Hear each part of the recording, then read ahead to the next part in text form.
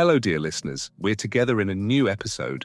Today, we'll be talking about one of the most complex yet important topics in the cybersecurity world: third-party risk management and digital supply chain security. It may sound a little technical, but believe me, this is something that not only security teams are talking about, but also management boards. In this day and age when everything is connected, risk doesn't start in our own systems anymore. It often starts in the systems of someone else who works for us. Our guest is Can Polat, a cybersecurity expert who addresses this field from both technical and strategic aspects. Welcome, Mr. Can. We found it nice. Thank you very much for your invitation. You really draw a very accurate picture.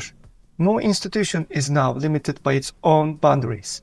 Every API, every software as a service, and every third-party service we use has become an extension of our system. And the more extensions we have, the bigger our attack surface becomes. You made a good point when you said the attack surface is growing. So can we talk about this idea a little more?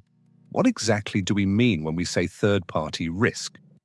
Simply put, third-party risk is the potential threat posed by people, institutions, or systems that are not under your direct control, but do a job on your behalf. This could be a software vendor, a cloud infrastructure provider, or even an external audit firm. Risk used to be in the data center. Now that the data center is split up into hundreds of different places. Some of it is in the cloud, some of it is in the infrastructure in another country, and some of it is in software libraries. That's why risk is now in a distributed structure. So the risk has changed places? Absolutely. Now, simply asking, is our system secure? Isn't enough. How safe are the other systems our system is linked to? Because the statistics show that about 60% of cyber incidents are caused by third-party sources, not directly. This means that attackers often focus on the weakest link in the chain instead of their main target.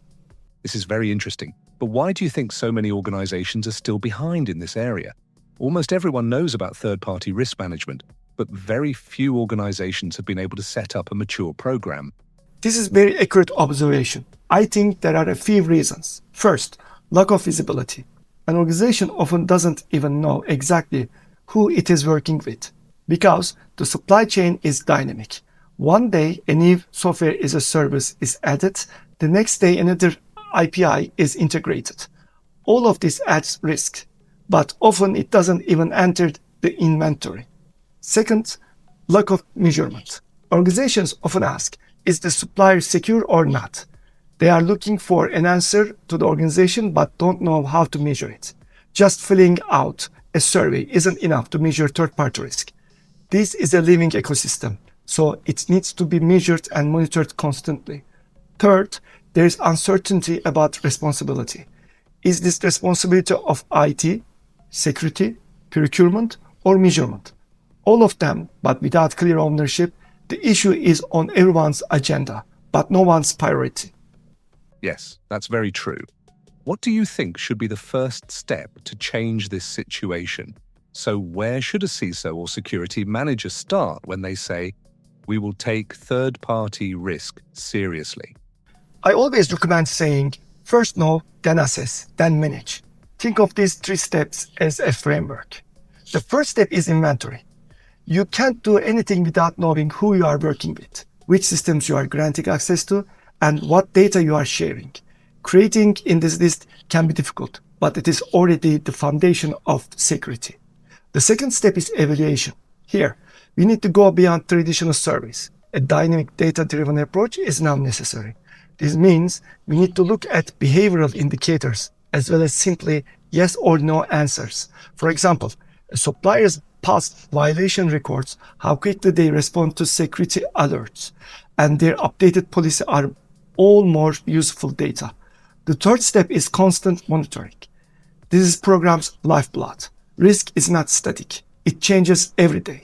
A supplier may have been safe yesterday, but today they may be at risk due to a staff change, infrastructure migration, or any vulnerability. That is why it is so important to set up a monitoring structure and generate alerts in real time. So you say that the classic one survey a year period is over? Absolutely. It is no longer a one-time assessment, but a continuous understanding. I call it pulse measurement. Just as a person's health can be understood in a single day, a supplier's security health can't be measured with a single survey. Behavioral signals need to be constantly monitored. This approach is really powerful, but I think organizations often don't know where to start when setting this up. For example, many CISOs tell me, I have hundreds of suppliers.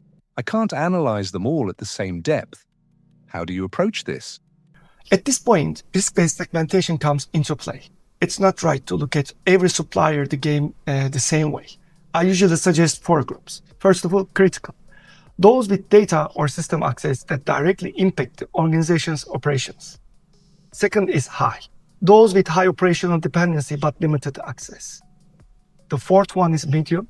Those who help indirectly but can't share data. The last one is low. Those who completely outsource our services and have little operational impact. This allows different audit depths to be applied to each category. This simplifies resource management and allows you to manage risk proportionally. So, can we say that this is really a prioritization culture in risk management? Absolutely, because we don't have unlimited resources, but we do have unlimited responsibility. Therefore, we need to accept the fact that we can't protect everyone equally and prioritize the suppliers with the greatest impact. We're doing great. In this section, I want to deepen this concept a little more. Let's move on specifically to the concepts of behavioral risk and measurable trust, because this is one of the things that will determine the future of third-party management. Yes, for sure, because third-party risk management is no longer just a matter of checking things. It's becoming a science of prediction. You just said behavioral signals here, which caught my attention. What do you mean by behavioral risk that goes beyond the usual way of measuring cyber risk? Actually, we can say that this is a paradigm shift in third-party risk management. In the past, the focus of risk analysis was on documents, meaning that the supplier would give you a certificate, policy, or ISO document, and you would make your decision based on that. But today, behavior is what shows the truth, not documents. The behavioral risk approach focuses on how a supplier actually behaves. How quickly does security patches apply? When does access to data go up? And how long is the notification period for event? Or is there any stability in system updates? This gives us a lot more information than what is written on paper. So, is what he says the same as what he does? We look at it like this, don't we? Absolutely. I call it trust in action. The most important thing that describes an organization's security culture is its response in a crisis. If you can measure this, you can define that organization's risk profile much more accurately. So how can we do this behavioral measurement? So this is kind of an abstract idea. Very true. Therefore, measurement is carried out in 2 layers: technical signals and operational signals. Technical signals include digital traces, such as open port changes, DNS record updates, and certificate renewal periods. Operational signals, on the other hand, are organizational behaviors such as instant notification periods, SLA violations, and user access changes. When you collect and combine these signals, you can get a behavioral risk matrix. I sometimes call this matrix the trust index because it measures not only threats, but also how long trust will last. This trust index idea is interesting. Can you explain it a little more? How can a company make a trust index? Of course. In fact, his idea is this: manage trust as data, not as a feeling. Instead of giving each supplier a trust score, you should look at their behavior over time. This means looking not only at the current situation, but also at whether security has gotten better or worse over the past 6 months. This trend analysis lets you tell the difference between a one-time problem and a constant risk. For example, if a supplier reported a critical vulnerability last month but quickly closed it, that is actually a good thing. It doesn't increase the risk, it increases the trust score. But if another supplier hasn't closed the same hole in 3 months, then there is a security issue that is both technical and cultural. So, trust is not a picture. It's like a video stream that needs to be watched all the time. Yes, that's right. The most dangerous thing for a CISO is to think they are safe. Therefore, it is necessary to consider trust as a dynamic parameter. In the model I propose, the trust score of supplier is constantly updated. Each behavior changes that's scored slightly. It is like an insurance premium constantly changing based on the risk profile. That's a great analogy. So what should an organization do if they want to implement this data-driven trust model? I suggest a 4-step structure. First, data collection. Continues to collect signals from internal and external sources, such as IPI, SOC, data, breach logs, etc. Another is contextual analysis. These signals are interpreted. For example, if a certificate renewal is 10 days late, is this serious or does it coincide with a holiday? The third is trend modeling. These behaviors are tracked as a time series. The last one is setting action threshold. The system automatically sends an alert or starts a supplier evaluation when certain thresholds are crossed. That way, decisions are based on measurable trust, not gut feelings. I understand that at this point, third-party risk management is no longer just a checklist, but a kind of data science. Yes, that's right. I sometimes call this risk intelligence, because risk itself is now a data set. The important thing is to make sense of this data. Machine learning and statistical modeling are very helpful here, but the real difference comes from combining human input with data analysis. In other words, a person still decides what is important. The system just carries the signals. That's a really mature perspective. So how are privacy and compliance protected when working with so much data? When you say third-party monitoring, it can also mean gathering data from outside systems. This is a very sensitive point. Ethical lines need to be drawn very clearly here. I always say observe but don't watch.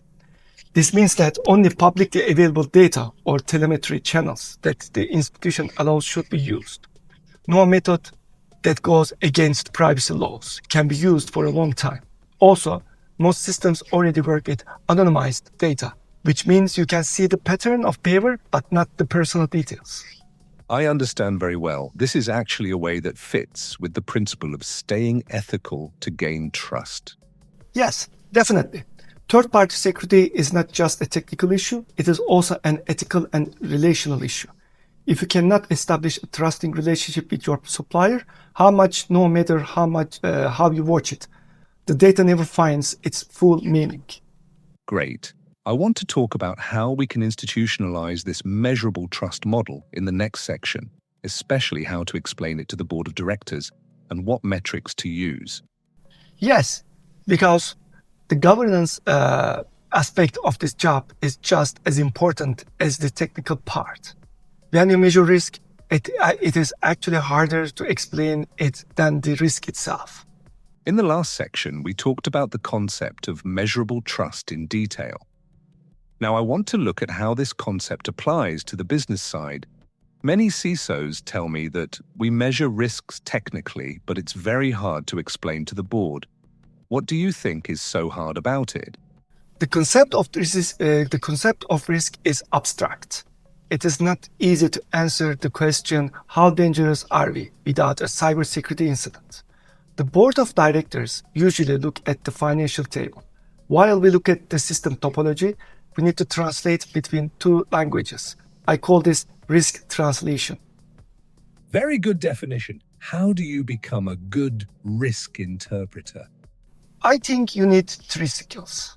Ability to simplify, making complex technical topics easier to understand. Secondly, connection skills, aligning security risk with business objectives. The third is discipline in speaking to someone. Don't scare them, just convince them with proof. For example, instead of saying the supplier is risky, say a potential breach by the supplier could cause operational disruption for 48 hours and a loss of 2.5 million. And everyone will understand. So the language needs to be changed. Yes, we're at the intersection of financial and technical areas here, but to do this, you also need to choose the right metrics, right? Absolutely. The metric structure I usually use has three layers. One is performance metrics, KPIs, operational indicators such as monitoring time, SLA compliance, and incident response speed. Another is risk metrics, KRIs, indicators such as supplier breach probability, behavioral trust score, and risk trends. The third one is business impact metrics, the financial or operational impact of the risk. When these three come together, you can tell management a measurable story. This idea made a lot of sense to me. Measurable story. That is, telling a story with data. Yes, because numbers alone don't mean anything. If you tell a manager the supplier risk score dropped to 73, they won't understand. But if you say this drop is due to the fact that the certification renewal periods have been getting longer for the past 2 weeks and the trend is downward, then they will pay attention. You need to give numbers, the context, in context. At this point, corporate security reports are also becoming more important. What do you think a good third-party risk report should look like? A good report has three parts. First, it should be layered, which means that the management summary, technical details, and suggestions should all be separate. Second, it should be time sensitive. It should show the trend, not just the past. The third is it should be action oriented. There should be a what should we do answer next to each finding. And most importantly, the report should create awareness, not panic. Should be able to show that the board not only the threat aspect of the risk, but also the opportunity aspect. For example, a strong supplier management program also contributes to the brand's reputation. As a CISO, I'm curious about this. How often should these reports be given to the board? So, how do you manage these times in this risky environment? I recommend 3 rhythms model. Monthly technical briefing for operational teams. Secondly, quarterly risk summary for the executive level. Third, annual resilience report for the board. This way, everyone can get information at their own pace. You give the same data in 3 different ways. This structure is very clear. So, beyond reporting, what strategies are effective for persuading management to take action? As always, 3 approaches generally work. 1, scenario modeling, finding an answer to question what processes will stop if the supplier is broken. Second, benchmarking, comparing to the industry average. The last one is visualization, showing complex dependencies with a graph. People are more likely to believe something when they see it. I always use a risk heat map or supplier impact matrix. These tell a story, not a table. Great. Let's go back to the technical background of this measurable trust model for a moment. What kind of architecture do we need to set up these systems? Again, 3 main components are sufficient. Data collection layer, API connections, SIEM, and open source intelligence sources. Second, analytical layer, behavioral modeling, trend analysis, and anomaly detection. The third one is the presentation layer, dashboards, scorecards, reporting APIs. But I think the most critical element is human interaction, because you should approach the supplier not only with data, but also with dialogue. Risk management is also relationship management. You gave us very valuable information. In the next section, let's talk about common mistakes people make when setting up these systems and the basics of a sustainable model. Yes, because most organizations think install once, let it work forever. But security isn't like that. Continuity is the backbone of this business. Many organizations launch third-party risk management programs, but after a while, they fade. What do you think is the most common mistake? The most common mistake is to see security as a project, but it is not project. It's a life cycle. A project starts and ends. Security doesn't end. The first year is very motivating. Policies are written, surveys are sent, but the second year data isn't updated, and the system is forgotten by a third year. Therefore, security becomes just a checklist. So you say that sustainability is the key factor here. Absolutely. If a third-party program is sustainable, it just has 3 key features. 1, automation, doing things with a system instead of by hand. Second, adaptation, constant renewal based on the risk dynamics. Third is culture, people internalizing it. The last one is technology provides the first two things, but culture determines the third. Let's talk about this culture part a little more, shall we? Because we are always doing something on the technical side, but cultural change is often ignored. Absolutely right. I always say, the best firewall is a conscious person. So if a supplier manager or buyer is aware of security, they will change their behavior even before a risk occurs. But this requires a cultural shift. Culture means that people implement a policy reflexively, but necessarily. For example, if no one thinks, why shouldn't I share my password? Then the security culture in that organization is well established. The same applies to third-party relationships. When choosing a supplier, an employee automatically asks, is there a security assessment? If they ask, what is culture? It means that the culture has changed. This is a very good point of view. So, how do you think cultural change can happen? Communication language is the first step. It is important to explain why, instead of just making rules, I always use this example in my training. If data leaks occur because of a supplier's mistake, it's not just an IT problem. It affects customer trust, business reputation, and even employee morale. People change their behavior when they feel its effects. The second step is ownership. Each department should know they are responsible for their own supplier's security. This means the security team provides consulting services and ownership is shared. The third step, measurement. You can also measure culture. After training, you can use awareness surveys, behavior analysis, and process compliance rates to see how mature your security culture is. This approach goes far beyond the classic training, done model. So, you're saying security should become a behavior? Yes, that's right. I sometimes call this behavior engineering, but here it's not about manipulating people. It's about making people aware. Even small changes in behavior can have a chain reaction. For example, if a supplier manager makes it a habit to look at the risk assessment report before renewing a contract, this will become the difficult process for the company over time. No one forces anyone to do it. Everyone does it.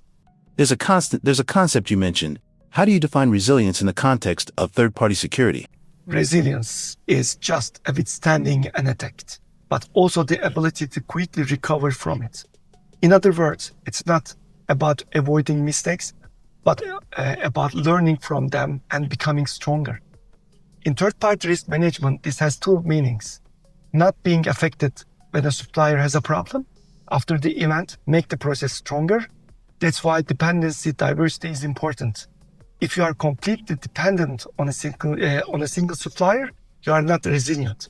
That's why redundant systems, alternative services, and multi-vendor strategies are important. So we can say, not just protect, but also stay flexible. Yes, that's exactly right. Flexibility is the long-term form of safety. Systems that are safe but rigid break.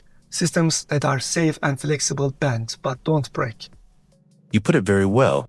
Finally, what advice would you give to CISOs or risk managers new to this field? Let me give you a short but complete risk. First, document everything.